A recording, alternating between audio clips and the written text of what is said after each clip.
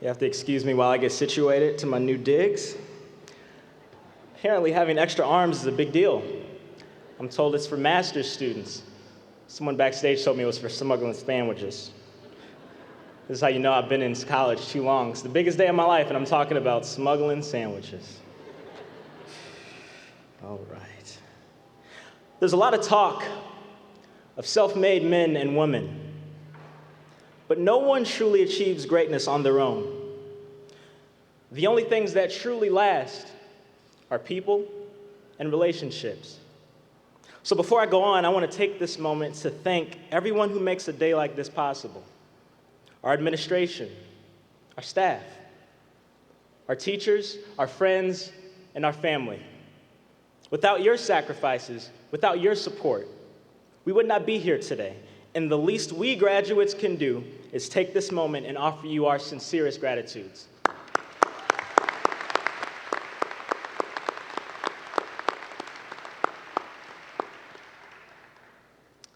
Today I want to talk to the graduates about the tremendous opportunities that lie ahead.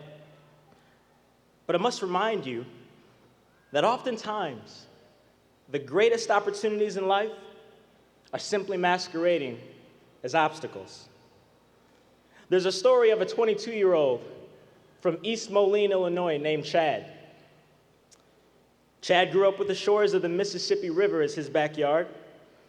And when Chad looked out his window, he saw thousands of tires, tons of trash, and no trees.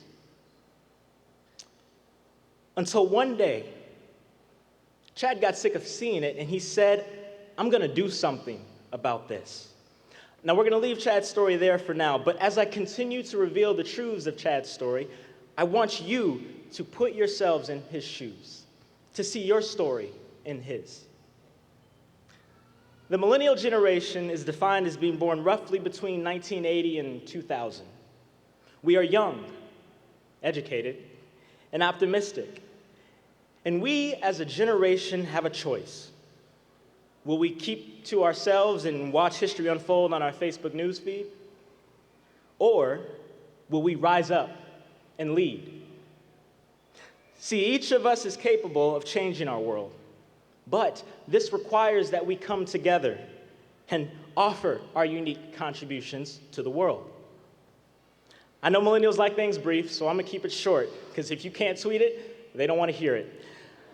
So I have 3 simple words today that just might change your lives.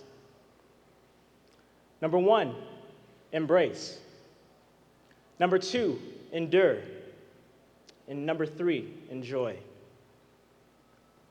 Like Chad, before you can ever set out to fix a problem, you must first embrace the fact that one exists. For example, it's easy to look at me now and think that my story begins in success. But every great success begins with great struggle. I was born to a 21-year-old single mother. I grew up in a neighborhood that was far more hood than neighbor. We laugh now. My house was shot into by drive-bys. My home was broken into multiple times. And I'll never forget watching my mother fight for her life and her children's lives as she was the victim of a violent home invasion. But see, everybody has a past. And while our past and our circumstances may explain us, they don't define us. Eventually, I embraced this environment and took ownership for my community. I realized that the problems that persist, they might not be my fault, but they are my responsibility. This brings me to my second point. We must endure and transform our obstacles into opportunities. After Chad realized that something needed to be done, he rolled up his sleeves and he tried to clean the river by himself. And all too often, we try and fix our problems by ourselves. And our first efforts are futile. I knew that I wanted to make my community a better place, but I had to get an education first. And while I excelled in school initially, I hit some bumps along the way. I got distracted. Girls, baseball, girls, and I lost focus, you know? Once I got to high school, to say I struggled is putting it lightly. My high school GPA was a 1 point, please let me out. Did I graduate? Barely. In fact, there might still be some homework assignments I need to turn in. But I made it out, and I got a fresh start at my local community college, College of Lake County. I got involved, and I became a member of my institution, not just a student. But as soon as I turned things around and finally started to see the light, I got knocked back down. At the end of my freshman year, my mom was diagnosed with cancer. And truthfully, I wanted to quit because life just seemed unfair. But I endured. I spent my sophomore year as a full-time student working 6 different jobs at the same time to help my mother and my family make ends meet. My mom also endured. And today, not only is she in attendance, but she's an excellent mom, a business owner, a wife, and cancer-free.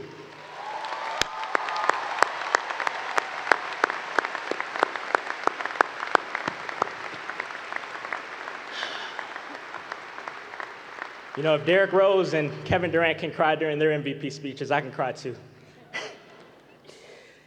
Here's the cool thing about endurance.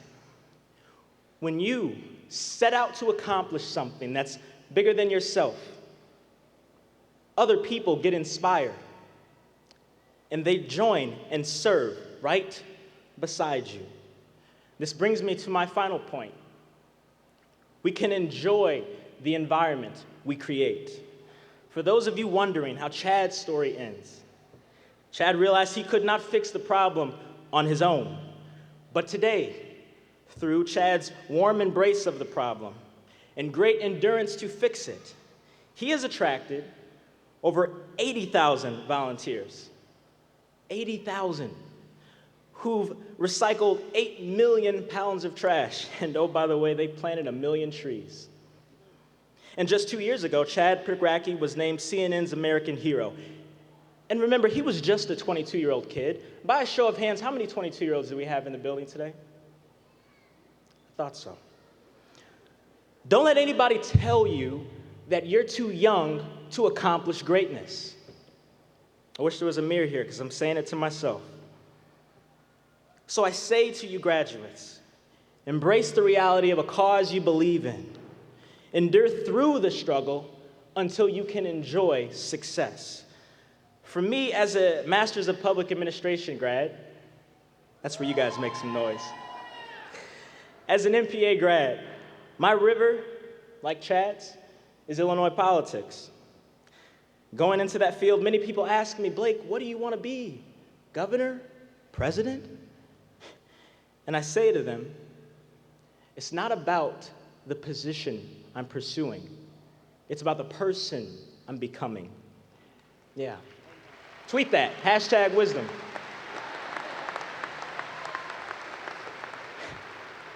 @OneBrightBlake. No, I'm just kidding. I say it's not about the position. For us here today, it's about the passions we're perfecting. We must always allow the passion for service to lead us into position. See, when you love what you're doing, people want you to lead. So as I close today, graduates, I have good news for you. The job market isn't nearly as bad as it seems. It's not. In fact, there's a job for each and every graduate in this room. Now, you might not see a sign in the window. You might not see an ad in the paper. But help is no longer wanted. Help is needed. So class of 2015, our motto is leadership lived. And now's the time for us to rise up and lead.